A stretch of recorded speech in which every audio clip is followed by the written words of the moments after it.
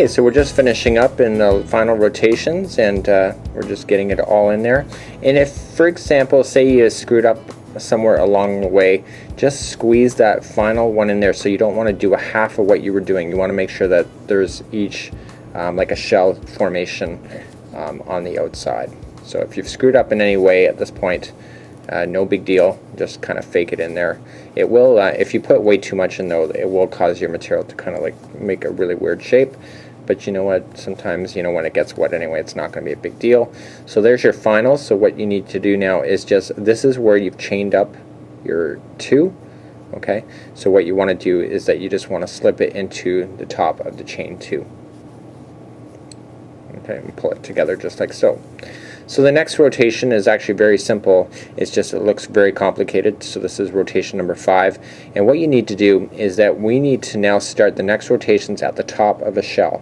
Okay, so at the very top. The problem is right now is that we've now just finished a shell, and now we're in between half the shell. So it's saying slip stitch in to the next one available. So just grabbing it through and through.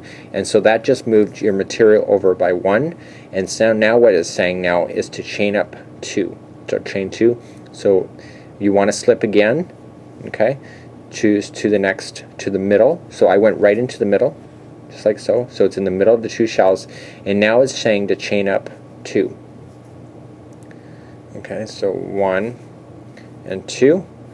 And now what you want to do now is going into that one again. So just grabbing the material, you want to go into the same center spot down at the bottom for another half double crochet. You want to chain 1. Okay, and then come back down again for 2 half double crochets into the same spot. So it's basically what we've just done on the last rotation, but now because you're looking for the tops now. Okay, so let's go to the next one. So just, it's asking you now to go over to the next area over here. Okay, so 2 half double crochets. Sorry, I was just thinking, and 2 half double crochets again in a row, and now we want to chain 1 and then 2 half again into the same spot.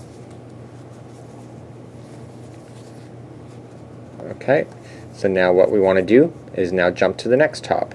Okay, so just reaching over and half double crochet 2 times, chain 1 and 2 times again. So just continue to repeat that as you go all the way around on this particular rotation. So this is rotation number 5, and we'll meet you back up at the end of this one. Okay, so we're coming to the conclusion of row number 5, and we're just wanting to put everything back together. For example, we just want to slip it all together, so looking at this very carefully.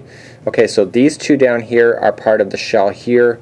These 2 are part of the shell there, and that makes total sense. And remember, we went up 2 chains, which equals a double crochet, half double crochet, and then we did a half. So this is the end, so what we want to do is slip it. Okay, so you probably don't need to know all that, but sometimes it's better to know why you're doing what you're doing. So to move up to round number 6 and 7, because now again it's the same situation that we have finished off in a gap area and not the top of the shell. So now what we want to do is just slip stitch our way to the next gap area. Okay, on the next shell going up. Okay. Okay, so now we're in the next shell. Okay, and now we're going to move up. So chain 1 or chain 2, so 1 and 2. And now this time in this rotation and number 7, we're actually going to do 3 half double crochets in the gap. So the chain actually counts as 1, then we did 2, and then 3 half double crochets. Okay, and now what we want to do is just like we did before, we want to chain 1 to create the gap that you're starting to see now, and then coming into the same hole for 3 half double crochets in a row. So the reason why we have to go from 2 to 3, for those that are not familiar, is that is the only way that this material is going to grow properly, because you're on a farther out, like a record player. Because you're farther out, it takes more stitches than to stretch, and if you just go on 2, you're going to start noticing your project's going to start caving in. So now that you got your 3, you want to jump to the next shell area, to the very middle. Okay, and want to put 3 half double crochets again in a row, followed by a chain 1. Okay, so it's 3, chain 1 and 3. Okay, so we want to do this for row 6 and 7. Okay, so let's you don't again need to follow me all the way around on this rotation, so let's meet back at the number 6 mark. When we finish number 6, jump to next 7, and literally we're almost done this project. Okay, so we're just finishing number 6. Again, we just want to match the shells to the shells that are underneath, and at this point we just want to, just like I've explained before, you just want to slip it together. And so let's now move up now. Now because we are slip stitching, have to make our way to the top of the next shell, we're going to have to slip stitch one more than we normally did in the past because it's bigger, right? You've already gone 3 half double crochets basically across, so you need to make up for that. And my hook is not wanting to cooperate with me today. Excuse me. That probably should be an outtake, but I think I'll just leave it and go for it. So we just want to slip stitch again to the middle of the next shell to bring you to there. Okay, so now what we want to do is we want to follow exactly what we did in row number 6, and we want to chain up 2. So 1 and 2, and now again 3 half double crochets, so the chaining of 2 actually counts as one of them. So we got 1, 2 and 3, and we want to chain 1 again for the gap in the middle of the shell that you can really see now, and going back in for the other side for 3 half double crochets. Hope that was a double crochet. 3 halves, one more. Okay, so now that you get your 3, chain 1, 3, now we just jump up to the next gap at the top of the next shell, and we want to bring those together. Okay, so we have to do 3, chain 1, 3 half double crochets, and then just go all the way around, and we'll meet back up and we'll finish off row number 7, which is this one is, and we'll continue on to row number 8, and we actually only have 2 more rows after this bad boy is done. So let's keep going.